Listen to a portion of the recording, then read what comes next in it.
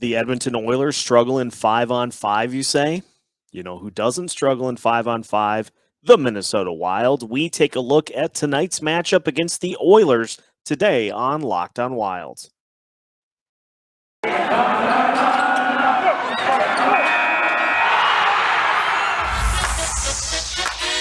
You're Locked On Wild.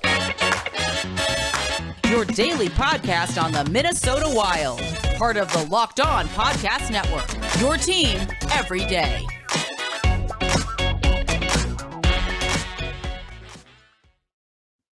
What's happening, everybody? Welcome to another episode of Locked On Wild, your daily Minnesota Wild podcast, part of the Locked On Podcast Network, your team every day.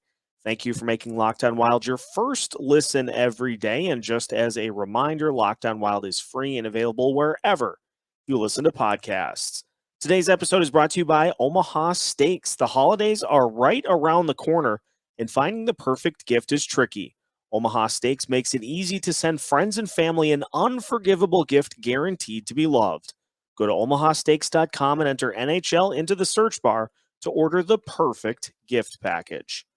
On today's episode of Locked On Wild, Tom Gazzola of the Oilers Pre and Postgame show joins to preview tonight's matchup against Edmonton. We look at some of the areas that the Oilers have really been good in, some areas they've struggled as we preview tonight's big game. We also take a look at which former Minnesota Wild coach in a new spot has the best chance to turn their teams around. We're, of course, talking about Bruce Boudreau and Mike Yeo. So plenty to discuss on today's episode of Locked On Wild. And joining today's episode of Locked On Wild is Tom Gazzola, who hosts pre- and post-game coverage for the Edmonton Oilers, previewing what should be a dandy of a matchup between Edmonton and Minnesota. Tom, first off, before we dive into the game, thanks for joining. How are things? Things are good. It's cold here, Seth. The snow doesn't crunch beneath your feet. It's so cold it squeaks, and the most irritating sound in the world. So if people are wondering how things are going in Edmonton, cold as expected. And the team in the last couple of games, cold. Not expected, but it has been that way. So there's a tie in there, and we'll see what this game is like. If it's a hot one on the ice, should be a dandy. I hope it is, like you said, but everything's fine, man. The Oilers Pre and Postgame show, we're trying to make sure everyone knows that the sky isn't falling. However, there are some things that are areas of concern for this team. I know we're going to get into it. Yeah, let's just start. I know last year it seemed like there was frustration with another early playoff exit, that the roster just needed to have some life injected into it, needed to get McDavid and Draisaitl a little bit of help. Obviously off to a good start, one of the top teams in the Western Conference so far this year. So just take us through some of the moves that led to Edmonton getting a little bit of assistance for two of the top guys in the NHL. Yeah, the big one was Zach Hyman, no doubt about that. I mean, he's been great the entire season, and just his ability to retrieve pucks, work hard, score ugly goals. It's something that the Oilers haven't been able to really do. Like, they're known for essentially passing pucks into the net, and that's great. It's pretty, it's fun to watch, but when it comes down to it and you need guys to just muck ugly goals because they all count the same, they didn't really have that element. So they bring in Hyman. He's been a great compliment to McDavid, Draisaitl, Nugent-Hopkins, and so on. Jesse Puljujarvi, I mean, this is an internal addition. He came back to the team last year, but he's taken another step too, which has been excellent. Still a young guy. There's still nights where you're like, he's not really giving you much. Another guy that came in that I think people were iffy about, but I think truly does contribute and help solidify the top 9 up front is Warren Foegele. And part of the reason why people didn't like the trade is because Ethan Bear was beloved here in Edmonton. First Nations kid, drafted, mid-rounder, and they kind of developed him and really likable, just a very nice guy. And he had a good year a couple of seasons ago. And that really got people into his corner. And they had to give up Ethan Bear to get Warren Foegele. And that was also to make room for Evan Bouchard, who's finally a full-timer on the back end. And he's had a pretty good start to his NHL career. I mean, I know there's been a couple of years where he's been up and down with the team, started on the team after the draft and was sent down after, I think, 9 games. You know how they like to do that. So, yeah. And then the other thing, Duncan Keith, and Cody Ceci have actually been pretty steady on the back end. Not a lot of people like the Keith move. They gave up Caleb Jones in the third rounder, and Duncan Keith's a pretty old defenseman, especially in NHL years. And Cody Ceci, people were not over the moon about it, especially after losing Adam Larson, but he's delivered. So those two, both out right now, but they've been good when they've been in. Obviously, having McDavid and Draisaitl is a huge luxury. I'm sure it's fun to watch them on a nightly basis, but I can say this because I took Leon Draisaitl in my fantasy team with my first pick. A great pick, no lie. But it seems like he has found a way to elevate his game to where he is, early on, almost a 2-point per night guy. And as if it seemed possible for him to be able to do that. Is he doing anything different, or is it just a really, really hot start?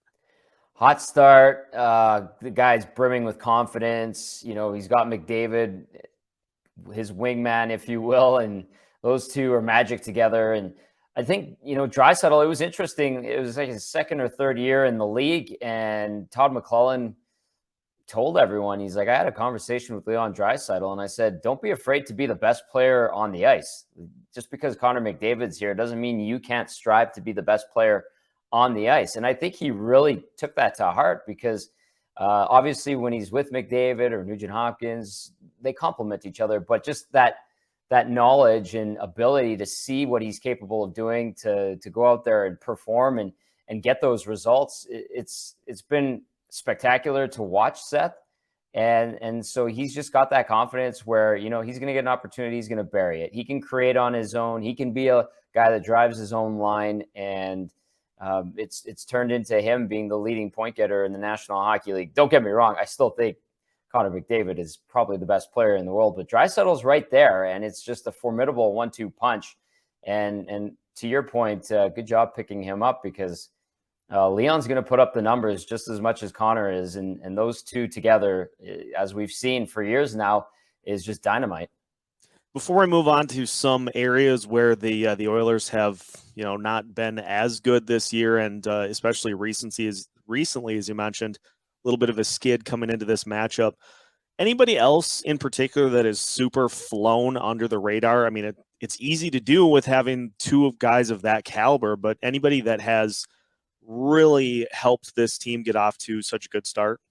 Yeah, Ryan Nugent-Hopkins, he's a household name, and he's been great. I mean, you'd like to see him score more goals. He's only got 2 goals through 23 games, but the assists are there. The second assists are definitely there on the power play, but you got to be pretty good to be able to do what he's doing. So he's a guy that gets some negative flack. He's been around here so long. He's been through the losing. And, some fans, it's Edmonton, man. You know how people are diehard hockey fans here. They know everything. You can't hide much from them.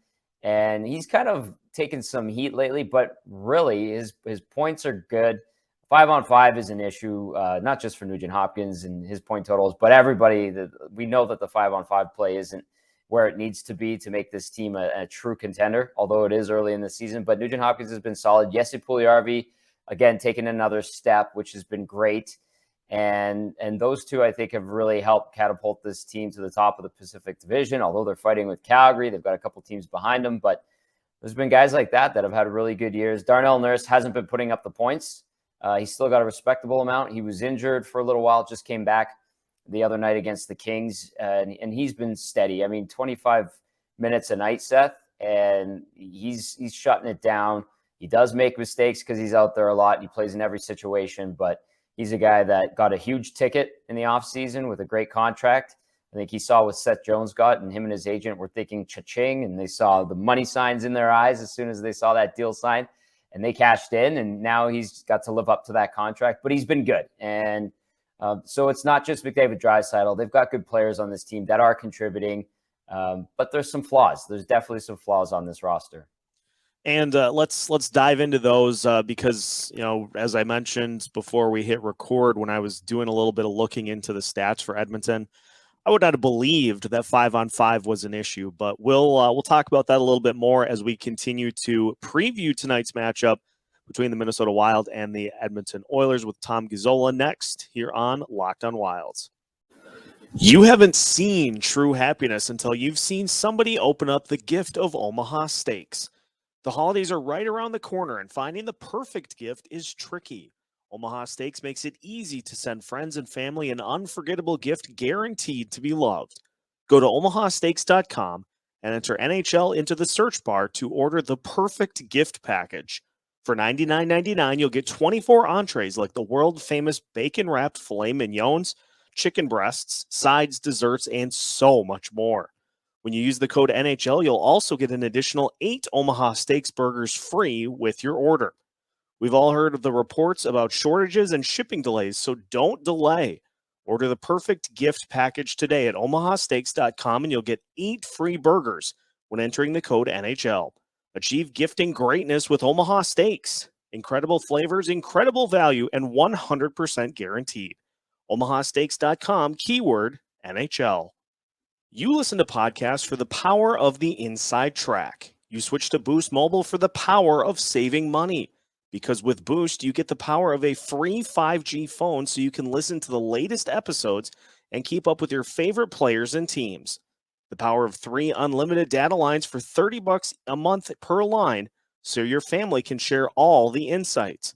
And the power of one of America's largest 5G networks so you can do it all at the speed of 5G. With all that money you'll save and all that edge you'll gain, just how powerful will you become? Switch to Boost Mobile to find out. Get a free Samsung Galaxy A32 5G when you switch to one of America's largest 5G networks. More power to save, Boost Mobile. Free phone limited to new customers and 1 per line. Additional restrictions apply. Offers and coverage not available everywhere or for all phones or networks. See boostmobile.com for details. Continuing today's episode of Locked on Wild, and once again, thank you for making Locked on Wild your first listen every day. Seth Topol joined by Tom Gazzola, previewing the matchup against Edmonton tonight. And Tom, we teased it before the break. 5-on-5 has been an issue for Edmonton, which honestly shocks me. But has it been anything in particular that has led to the team having so much trouble in even strength as they have? They're their own worst enemy. Seth, they shoot themselves in the foot. It's slow starts, 5-on-5. They get scored on early. Mikko Koskinen has allowed the first shot of the game to go in. He's allowed the second shot to go in a couple of times, the third shot a couple of times, the fourth shot. So, it's almost like this is the discussion we're having right now on my show on TSN radio here in Edmonton or wherever. It's like, why are they having these slow starts? Is it a mental thing? Is it the coaching staff not getting them ready? And it's all happening 5-on-5 essentially. And so they're getting into holes really early in games. And, I look at it and I jot notes while I'm watching games, whether I'm in the arena or watching the road games from studio or at home, whatever. And I seem to be putting on my notes every first period. Very sloppy start, can't connect on passes in their own zone, turnovers at their own blue line. And it's almost like clockwork from game 1 of the start of the regular season to now we're 23 going into 24 games. It's almost every night where it takes them 10, 15, or like the other night against the Kings, 30 minutes to actually wake up, start snapping nice crisp passes, good outlets, winning board battles. And I think that that's kind of been one of the things that's been a key to their 5-on-5 lackluster play is they're not sharp. They're waiting for a power play to get that goal, or they get in a hole. They've allowed the first goal 14 times in the 23 games that they've played. Now, they're 7-7 in those games because they dig themselves out of it. They take advantage of the power plays. It's shorthanded. They've got 4 shorthanded goals, so they're always dangerous, but you can't be down night after night after night and expect it not to affect the outcome of games. And especially now where teams kind of have an idea of what the Oilers' MO is. And we've seen Dallas did it a week and a half ago. We saw it in Seattle on Friday. LA did it to a certain extent. They just smother the Oilers. They smother them. They take away their time and space. They're on the defense, and they know that that's going to lead to turnovers. That's going to lead to great chances in high danger areas. And guess what? When your goalie's not making the the first save or not stopping shot 3, 4, 5 sometimes. That usually leads to an early lead for the opposition and a good start. And then the Oilers are so dangerous that they do battle their way out of it most of the time. But you can't keep doing it and expecting success. It's just a recipe for disaster. And here we are, first 2-game slide. And we've got some listeners and viewers and people calling in and texting in thinking that the sky's falling, but it's not. They're going to be okay. First time all year they've dropped 2 in a row. Yeah, and the measure of a good team is handling adversity like this and being able to overcome it. I did want to talk a little bit about the last couple of games for the Oilers. You mentioned the loss to the Kings, a 5-1 loss that had a couple of goals scored. McDavid taking a 5-minute major, and the Kings able to capitalize on that a couple of times.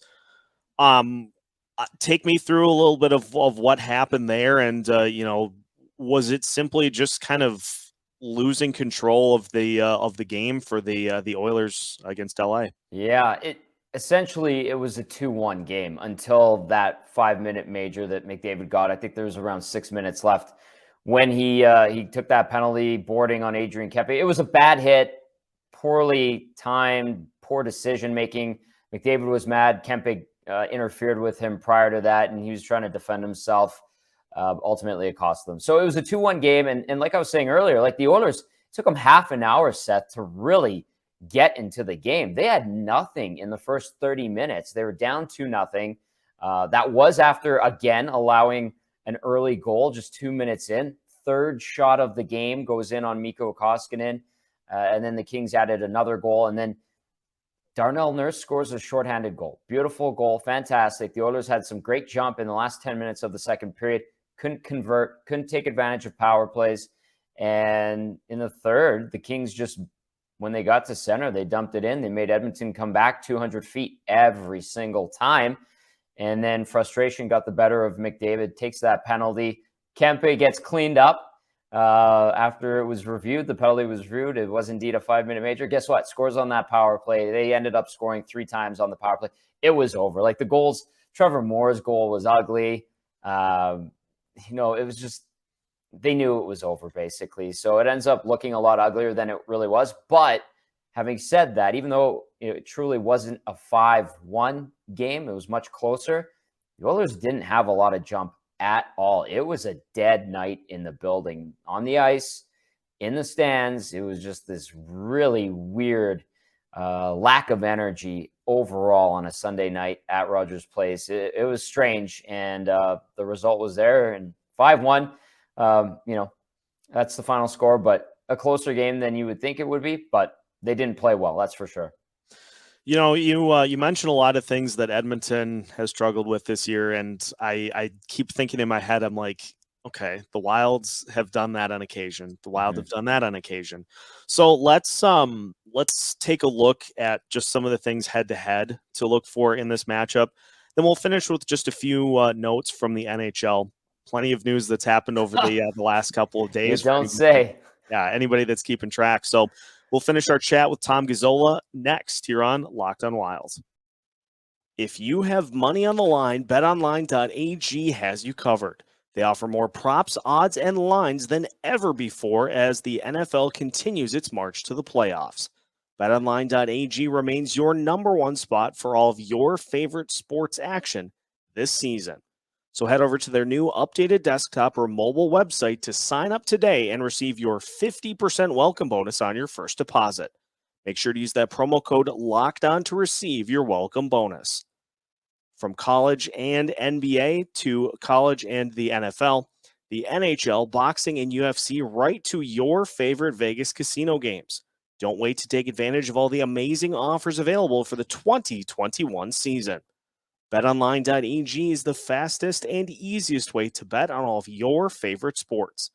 BetOnline.ag, where the game starts.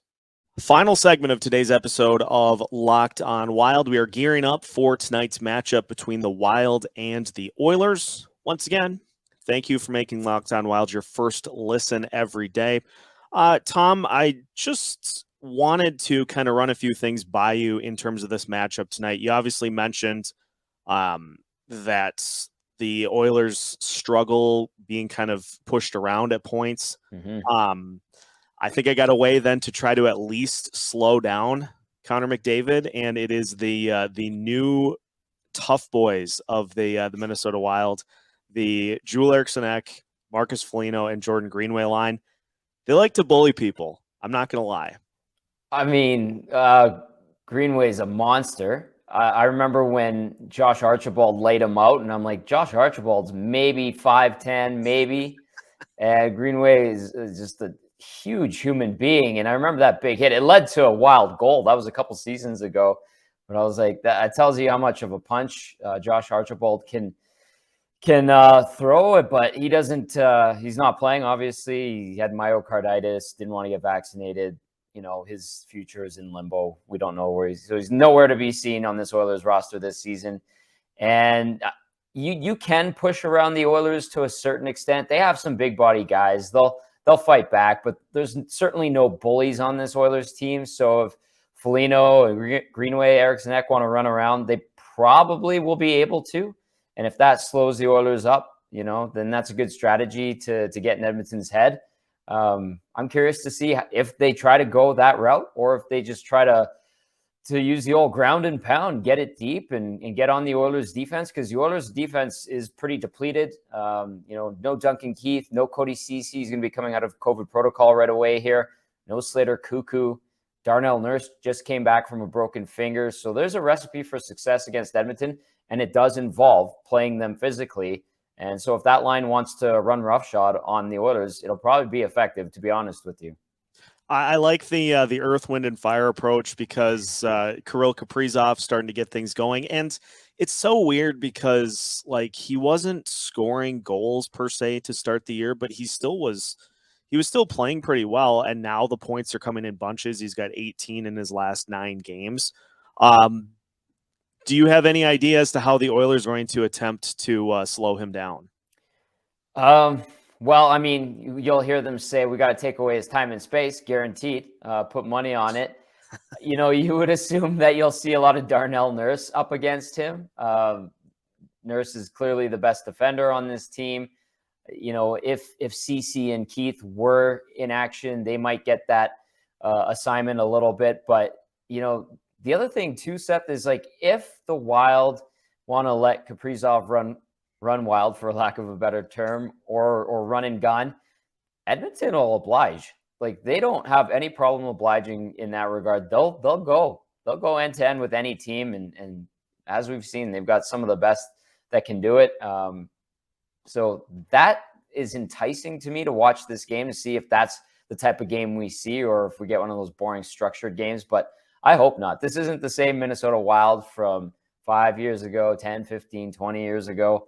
And I like to see those electric plays. So by all means, open it up and let's enjoy covering it, because it makes it a hell of a lot more fun for us to cover, and it makes it a hell of a lot more fun for the fans to watch it. Yeah, I wanted to ask you on that point too. Obviously, a 4-3 shootout win over Toronto is going to turn some heads. And as you said, I don't think that's a game that previous Wild seasons are able to win, right? Even having a 3-0 lead.